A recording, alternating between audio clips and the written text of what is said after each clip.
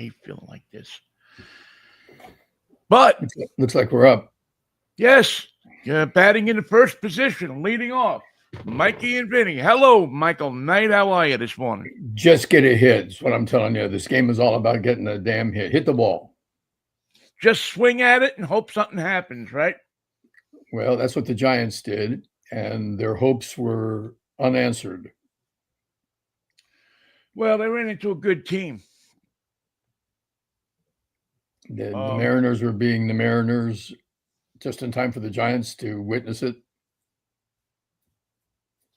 Well, the Mariners, I think it was important for the Mariners to get off to a good note after the All-Star break. And the Giants, while I don't know if any of them know Harold Melvin and the Blue Notes, but they turned out to be I can't even remember the manager's name, the little kid there, and the Happy Notes, because they were they obliged the Giants in every way possible. Yeah. So they come in, have some of our fine salmon, have some of our fish. We're going to bring in some guys from the bullpen that you may not know, but you're going to like them. They're going to be accommodating, and it's like they went to a hotel host school, how to make your guests happy, how to accommodate them, and to find their needs and fill them. Well, that's an important, hospitality. People don't give hospitality, Michael, the credit that it's supposed to get.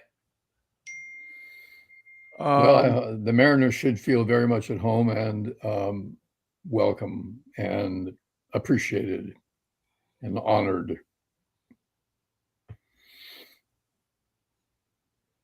And that's what it's like to win. That's what it's like to win. Yeah. Well, Mikey, sometimes the moves that a team makes takes a year or two to come to fruition. And I think you're hoping that with the Giants, right? I mean, that's really what it, They're not going to get a year. Yeah. There's a whole lot of consternation, a whole lot of we may have done this wrong, we may have done that wrong, but this is what we have, and this just is, or there could be the front office saying we did this like the Mariners did 5 or 6 years ago, 7 years ago. We're gonna make these changes. They're gonna take a few years to come together. So sit back and enjoy the flying hot dogs and the fireworks while we try to figure out how to run a baseball team.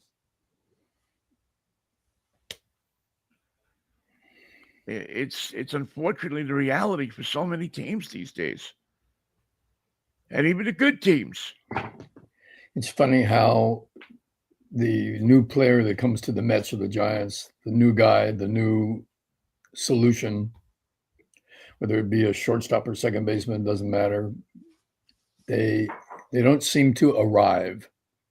They show up, they give them a uniform, they give them a spot in the clubhouse, but they don't seem to be there. They don't seem to come with a flourish, an arrival, something big, something that says, I'm here, I'm part of the team, I'm here to play, I'm here to win, I'm here to score. It's just a guy. It's just a guy that's plugged in who is not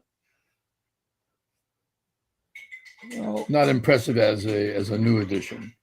Well, I think the rule, I mean. the not the rules, but the protocols of baseball are different than other sports. In that in football, especially, if you come into a locker room in football, they expect you to be loud. They expect you to be braggadocious. They expect you to be violent. They expect you to assert yourself right away. Be hot and sweaty and make a play. In baseball, even in the name of the place where they gathered before the game, the clubhouse. There's a certain process in fitting in. You don't get braggadocious right away. With the media, now some guys do. I mean, that's obviously changed over the years, but really, for the most part, baseball players don't don't come in with that kind of attitude, like, hey, I'm gonna hit the ball, I'm gonna knock the crap out of the ball, I'm gonna be the hottest thing you ever seen. As a matter of fact, if they come in like that, most of the players on the team look at them like they're nuts. Most of the welcome is gone by then. Yeah, it's one of the strangest things that I've seen in sports. It's just a whole different mindset. I had something explained to me by a 7-year-old this weekend as I watched the game. Talked about the friends on the team. He says, well, of course they're my friends. They're my teammates. And it was just that simple. These are my teammates. These are my friends. We're good. We're solid. We're pals. Not based on anything but the fact that I'm on this team, you're on this team. We're teammates. And that doesn't always extend in the same way to professional sports. Well, no, because I think in sports, particularly in baseball, they have a phrase that I have always laughed at when I've heard. It's called "going about your business." We have to see how he goes about his business. How does Now, he comport himself? yeah, what really is that? Is that how he trains? Is that how he conducts himself around little children and baseball fans? Is that the way he treats dogs? The way he treats I the think it's people all who work that. on the team? It's all But that. yeah, but it's just always struck me as a funny. Nowhere in that does it say um, that if he wins for the team. It's all about if he goes about his business. He could be as a matter of fact, in baseball, many times the quieter guy, the guy who is not braggadocious, Right? the guy who is not somebody who sits there and constantly tells you how good he The is Lou the guy Gehrig that's type, most well liked. the quiet, strong type. Yeah, I mean, you get the occasional Barry Bonds, you get the occasional uh, Ken Griffey Juniors, you get the occasional Jose Canseco's that aren't afraid to tell you how good he is. But by and large, those players are not ostracized. Well, yeah, in some ways they're ostracized. Some ways they become outcasts. So I don't know that new players or old players or players these days go into a clubhouse in baseball um, with that kind of attitude that we saw when we were kids. When we were kids, we saw baseball players went about their business in a different way. There was a guy mentioned in the news of the weekend. Ron Hunt died. Yeah. Played for your Mets, played for my Giants. I saw him play for the Yeah. Giants, and he was a hot dog. He was a fiery, outgoing, self-assured fellow. He Yes. had the spunk of an infielder, but he had the dynamite and the TNT of a sort of an outgoing player and tough guy. Ron Hunt had his shirts made for him bigger than they should have been. So they would be blousy and So they would be blousy and be loose. So when he would lean down, he would get hit because Ron Hunt got hit a lot. more than any other player in the history of the game. I don't know if that's a record that he still stands, but He It's was the true. king of getting hit by a pitch. You put it inside. You think you're going to hit me? Well, you will hit me, and I'm on first base, brother. Right. And I'm not going to get hurt at it. Um, the thing I remember the most about Ron Hunt is he was the first time that I really understood what losing a player for a long period of time and how that affected a team. I'll go back to the 65 Mets, and they weren't much of a team. Casey was still there. Um, Ron Hunt was the infielder on that team, along with Roy McMillan at shortstop, who was a great shortstop, but had passed his prime years, but still had a lot of field in him. Still had a lot of spunk in him. Still had a lot of Cincinnati in him. And they had they had a middle infield that was actually good. They had Chris Cannizzaro, I believe, was the catcher on that team, and their lead starter, I believe, was Fat Jack Fisher, another former Giant, or to be Giant. I think he was a former Giant at that point. And one night I'm watching the game because all the games are on free TV, so a young kid like me who was just learning about the game could park himself in front of the TV at 8:05 and learn a little something. And learn from Lindsey Nelson, Ralph Kiner, and Bob Murphy. Three of the best college teachers I ever had. And so I was parked in front of the TV eating a peanut butter and jelly sandwich when Hunt collides with Phil Gagliano from the St. Louis Cardinals. They ran into each other on the base path. On the base paths, and Gagliano, they always said, intentionally ran into Hunt.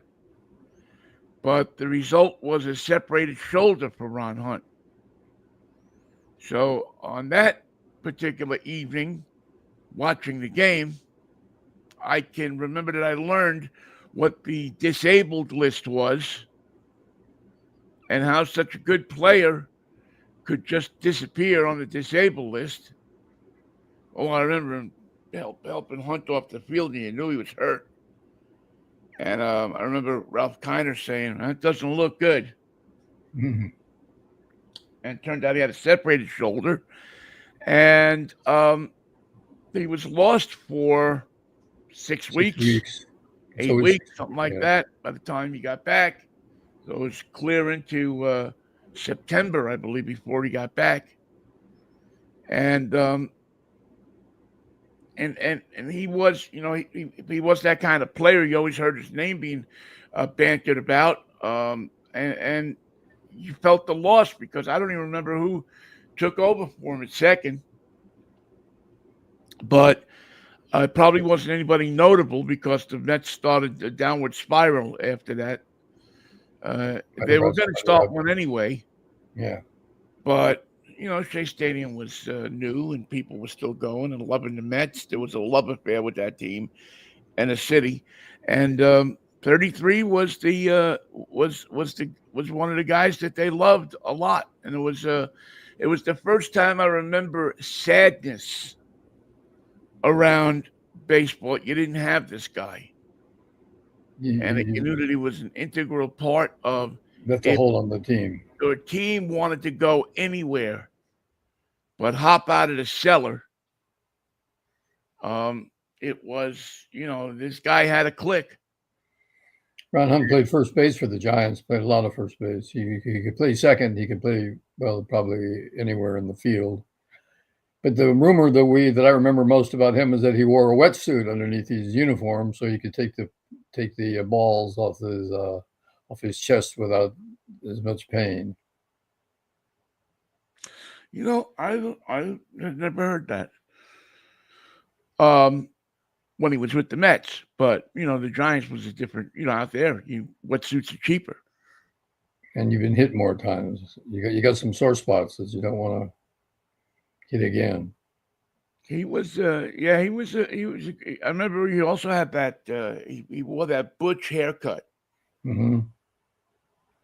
and he looked like a baseball player. No frills, and that's quite that in itself, and is a compliment that my father would bestow on certain people.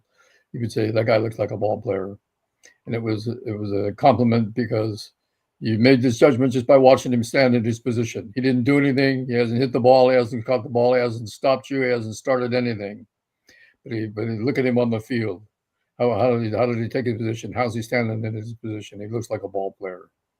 I said that one night about David Bell when I was doing the post game show for the Mariners, and I remember David Bell running up to first, but running around, making the turn at first, and had that moment of realization when you know you're not turning back, you're going, Yeah, that second.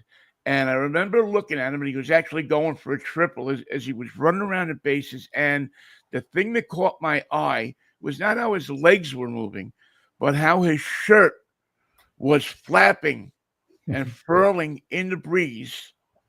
looks official. You know, with the curve of his body, it made the shirt billow. And it almost looked like in slow motion a sail from a ship Yeah, catching the wind and pushing, you know, that and you could see it. And I remember saying that in the post game show, and the next day or 2 days later, I remember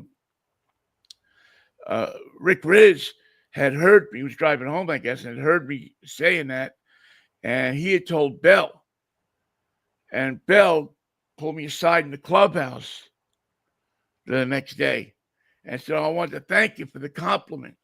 oh, nice. His dad played, his grandfather played, his grandfather was on the 62 Mets, Gus Bell.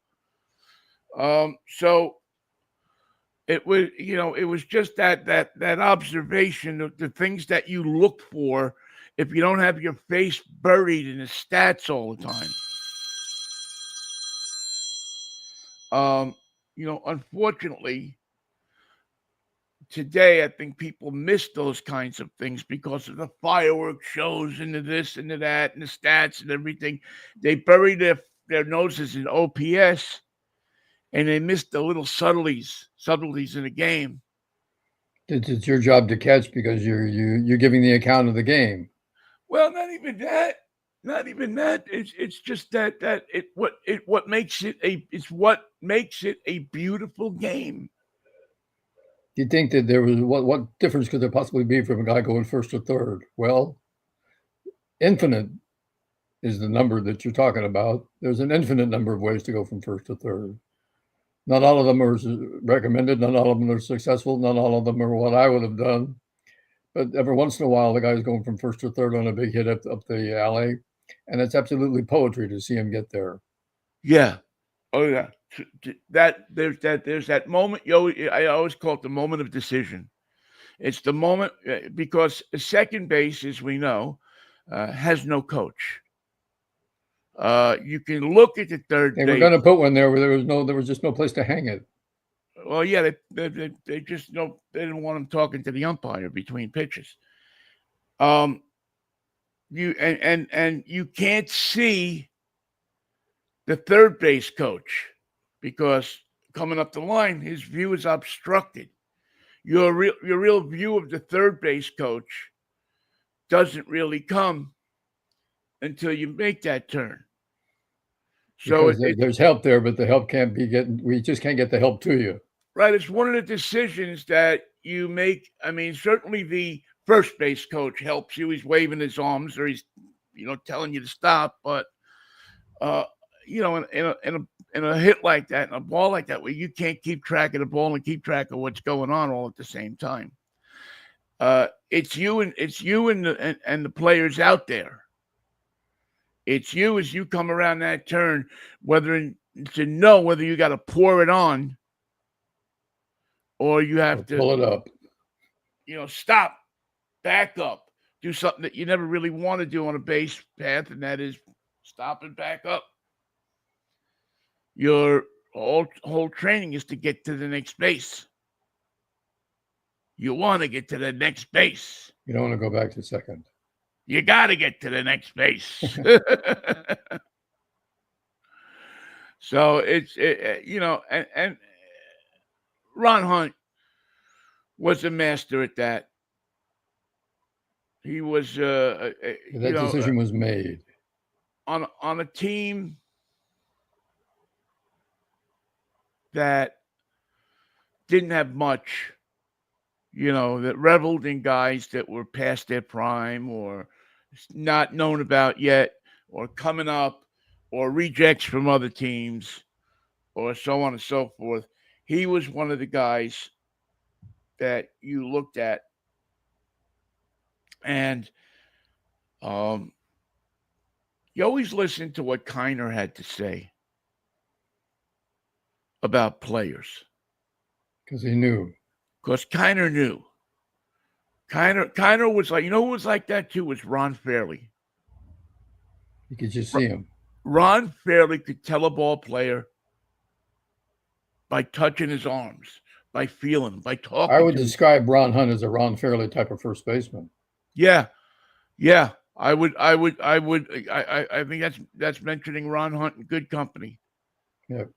I think that as I got to know Ron Fairley, if you don't know Ron Fairley, many people think he's a joke because he had the malapropisms. But the guy knew the game, man. The guy knew. He kept a notebook. I always would love to see what happened to that notebook. But he kept a notebook on players. And in this notebook, he had his notes that he'd write down stuff about a player that he saw. He had pages in there for players that he hadn't seen, but just heard about playing. On this date, Dewey Chambliss told me that Babe Ruth, stepped in the batter's box and kept his foot, 2 inches back from where it was normal. He just had all of this stuff that would be in a computer now in his head and in his notebook. But also Fairley was a great ball player. He had been there and he knew it for a long time. And I got a chance to, to listen to him converse about the game with people. When we go into other cities or they'd come here, some of the older guys that were on broadcast teams. And Fairley and I, for whatever reason, struck up a pretty good friendship. And we talked, he taught me so much about baseball. And the things that he taught me about baseball was some of the things that I saw that I remembered in Ron Hunt.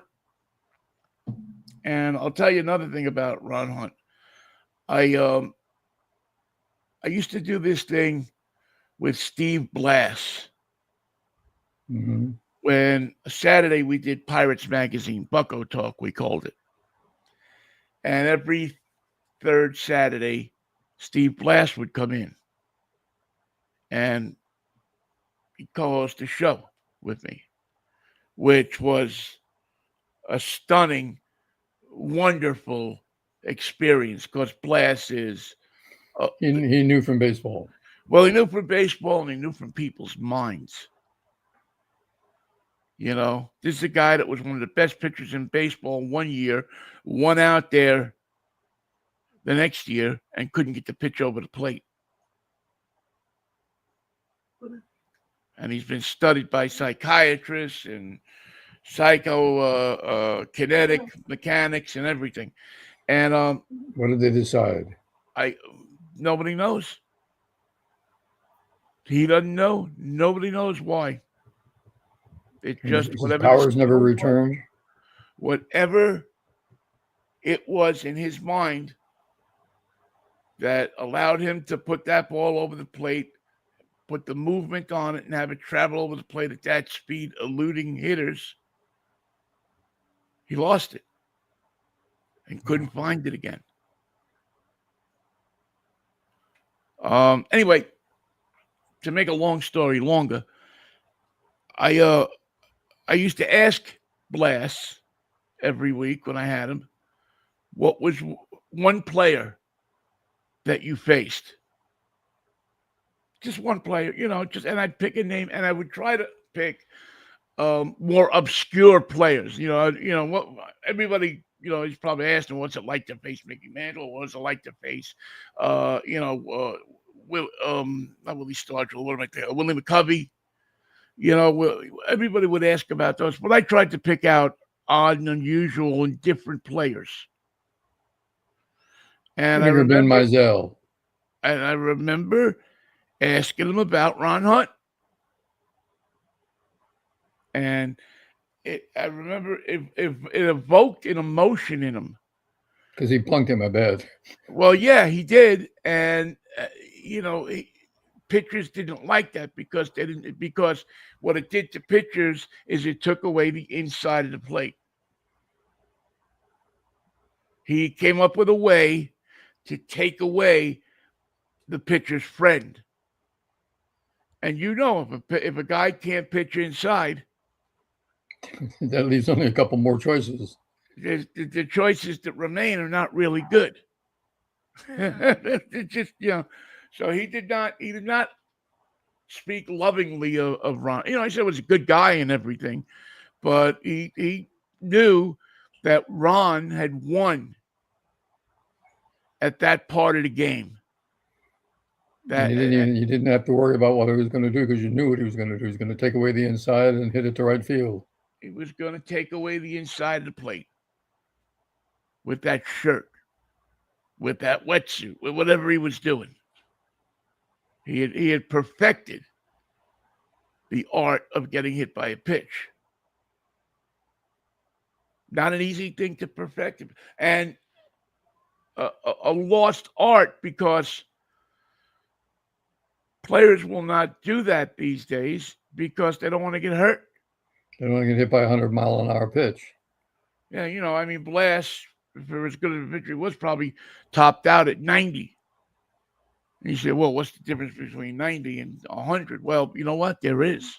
You can find out for yourself. You stand in a box against somebody, and I'll bet you'll be able to tell which one's the 90 and which one's the 100. And if they're throwing 116 or 114, you're not telling anybody anything. You're laying down the bat. You're leaving the box before you get hit with that thing. I'll be back tomorrow. See you guys then. They don't make a shirt big enough for me to go in the box. They don't have what size do you want? I want Ron Hunt size. Yeah, and then add a couple of inches on.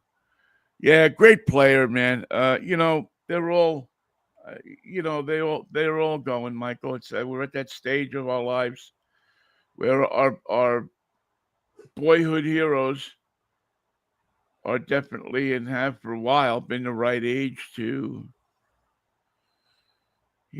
say goodbye.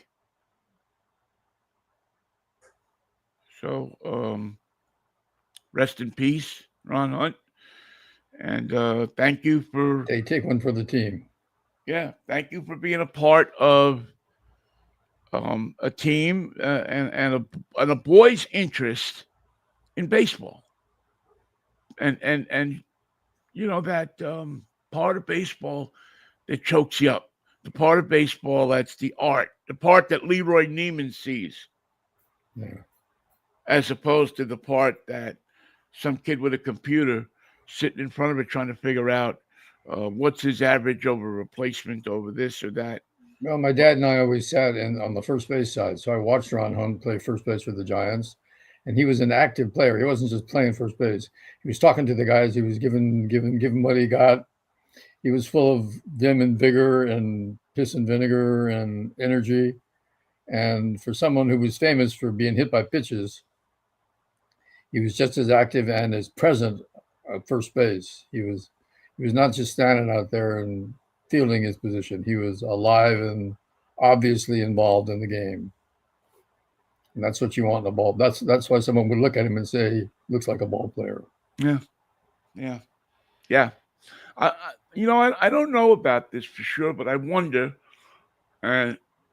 It'd be nice to ask somebody who played with him I wonder if he was a chatterer. That's something that's disappeared from baseball. Talking to That encouraging the pitcher and giving well, just just the chatter that used to happen on already the said it. baseball field. Encouraging the Well, pitcher. it still happens. I watched the 7-year-olds play this weekend, and there's a lot of parents filling in the gaps. Way to go, Boffo. Way to go, Vin. Get out there. Wake up. Pay attention. Yeah, I wonder if in our politically correct world, though, that we live in these days, that they discourage kids from riding other players, and they used to ride them a lot. They didn't know who the hell you were. They just make up something.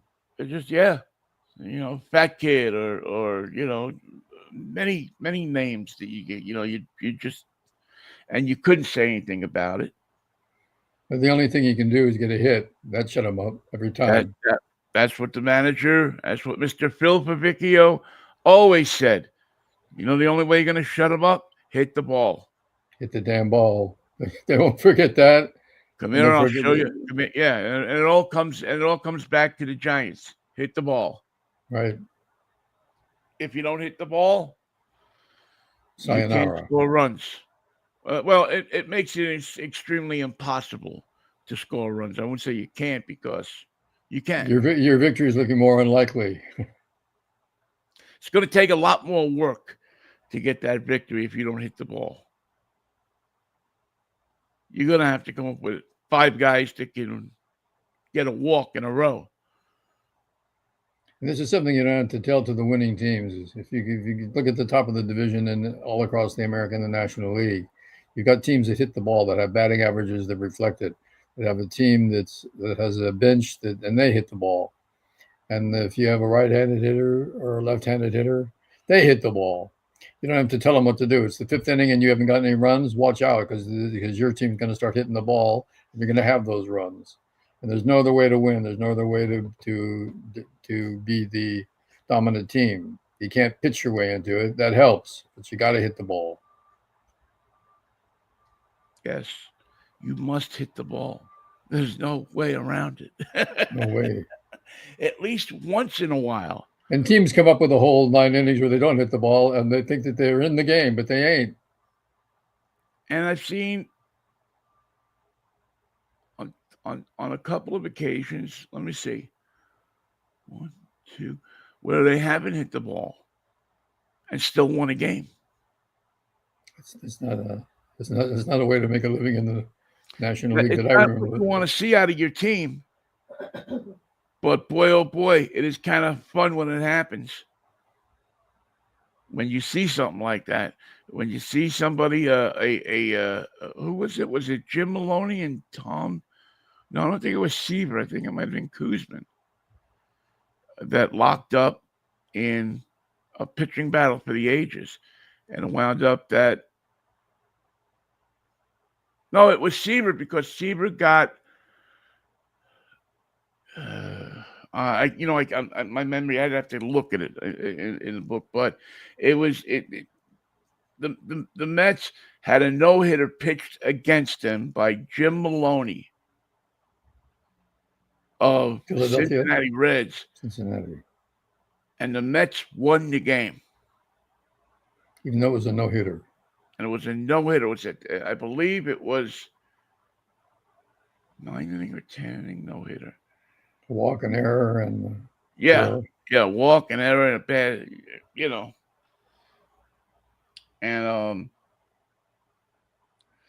and that was another thing that you just those things don't happen in other sports like that. It just doesn't.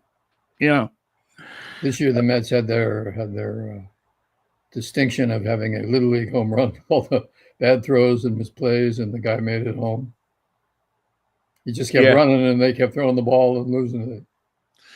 Yeah, that's another play that. Well, there's many people that say that they were playing about at little league level. Although, they're not. They've pulled it together a little bit. At least it doesn't look as bad as it did. I don't, I'm harboring no illusions that they're going to make a run in the second half, but I mean, what are they? 20 games out of the wild card spot, which is virtually impossible to do these days. You can't be that far away from the wild card. I think they're actually they're out more games than they played. It's really weird. Uh, but that's the great thing about having a couple of teams to root for. Is that you will get to the second half of the season, get out to the ballpark, uh, you know, grab you a beer or a soda and a hot dog and sit there and watch some baseball. I think that's the way to go for the second half and take your mind off of the insanity that's happening through the rest of the world. There's no shortage of that. How's your war going, Mr. President? Well, he's worried about Air Force One. He's Air Force. He's got Air Force One. He's got Air Force Two. He's got Air Force Three. He's got planes being built. He's got planes he's buying. None of them work. Where's he paying for all of this? He Oh, just I build, forgot. he, Yeah, he builds the company store. the hospitals that they're shutting down. We don't need them because we need a couple of more Air Force Ones. We decided not to pay our Marines because we don't need them. Tell them we got money coming, but it's not here right now. Tell them to call Pete Hegstead. Maybe you get a dollar off your injections. Service people lost their lives over the weekend. 19-year-old girl, woman, soldier. I was when I saw that on Saturday morning. I was.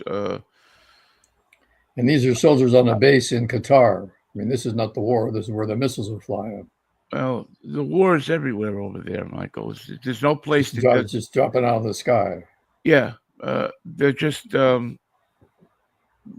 they have been fearing all these years out of the Iranians is coming to fruition. Is they're going to make life miserable for everybody, not just themselves, not just their enemies. They want everybody to be as miserable as they are. Their flag, the motto on their flag should be "Misery Does Love Company," because that's what you have now, and it's unbelievable. How do you like it so far? No, I don't like it. It's not even it doesn't seem like a war. It seems like incidents. What do we do today? Nothing. No missiles. We didn't do anything. The straits are closed. We got a thing over here and a thing over there that we can't quite find out who belongs to. There was a little explosion and now it's quiet. That's our war for today. What did you do? Well, it's just so unbelievable that we're involved in the way that we are to this in this conflict. At least the nitwit that's running things, President Farts and Lies. At least he stopped calling it an excursion. And he busied himself yesterday by refusing to get off the stage with the winning teams in the World Cup. There's Spain on the stage posing for pictures, and Trump would not get off the stage. They asked him to get off the stage. The head man, Johnny, told him to get off the stage. He knew it was time to get off the stage, and he wouldn't do it. He just stood there as if he had won something. What the hell must it be remarkable like to be remarkable mentally that far gone? Now, did you see his tweet about California or his social media post about California? I don't think he has anything nice to say about us. He didn't give us our emergency money.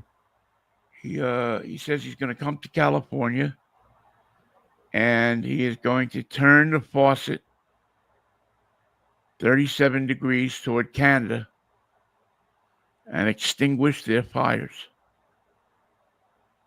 He is going to do that. He's a fireman, Fireman Don. Donnie the fireman. Well, I'd love to see him get up there and fight that fire. You betcha.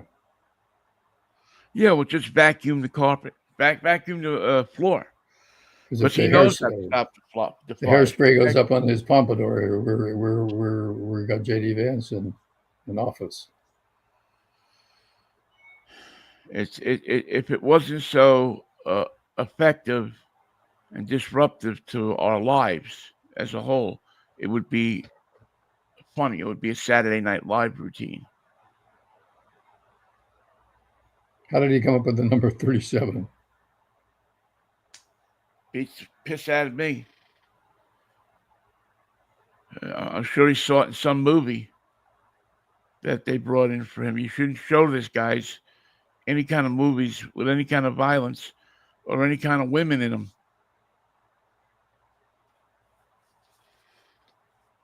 Slice, he's I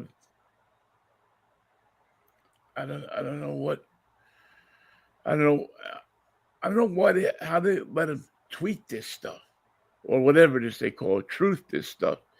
Nobody can stop him. Nobody can influence him. Nobody can talk to him. Nobody can influence him. Nobody can correct him. Nobody can start him. Doesn't Time for seem you to like say something, Mr. President. anybody. I'm not ready to say anything. I want to talk about my election.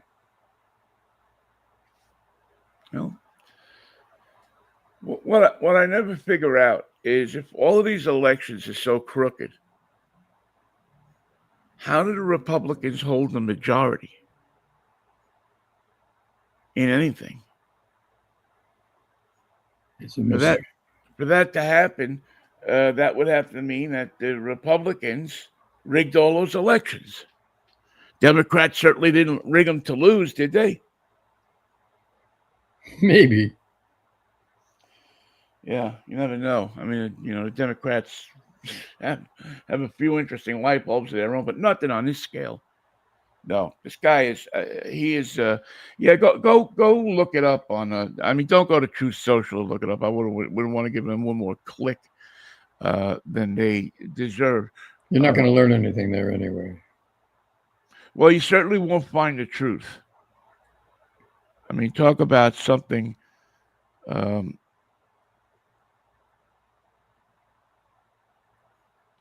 That is contrary to everything you would think.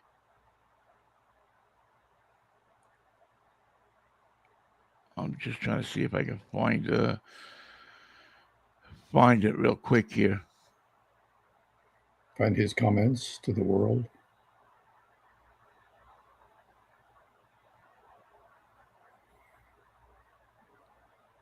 Okay. So is this like a rainbird sprinkler that he's going to spray on Canada? Yeah, he's gonna send it to just turn on. I'm trying to find the tweet there. This if you look up a particular Donald Trump tweet, You're going down the rabbit hole. Yeah. I mean, to just look up one simple one is insanity. Let me just try one more thing. Canadian fires.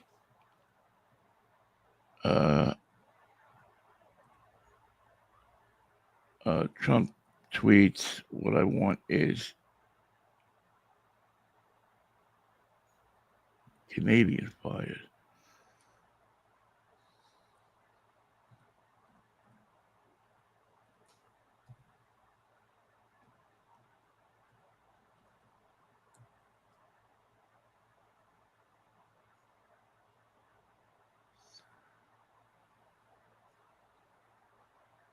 Yeah.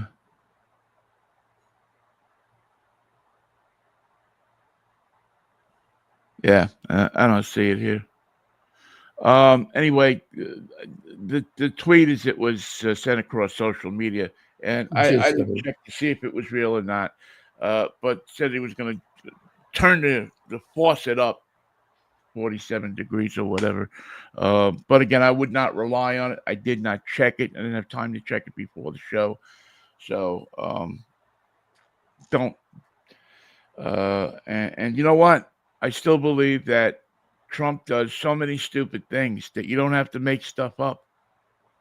No, there's no point in trying. There's no point. You couldn't write the stuff. You wouldn't put down that he, as an American president, would say the things that he says. Do the things that he does, not get off the stage at the World Cup. It's amazing. I mean, why was he there anyway? He hates, I mean, he hates the whole damn thing. He's only there because He hates Fox. Spain. He's got special taxes and tariffs on Spain because they won't play ball. Now they're world champions. What's he going to do? He could give it to Argentina. He could just give it to the other team. Well, that would be mighty Nazi of him. I mean, after all, Where do old Nazis go? They always go to Argentina. They always go to Argentina. All right, Mikey. I'm going to ring Vinnie. the bell. Feel well. I'll see you on Wednesday for a wacky Wednesday. See you for a wacky Wednesday, man. Have a good one. And if the Lord's willing, the creek don't rise, we'll meet you back here on Wednesday morning at the usual time, 10:10 or thereabouts. Apologize for being late today. We're just having one of those Mondays. What are you going to do? Sometimes you can't do anything except let it all hang out. Drink more water. There you go, man. See ya. All right, Mikey. Take care. Thank you for listening, folks. We'll see you on Wednesday. Have a good one. Take care, everybody.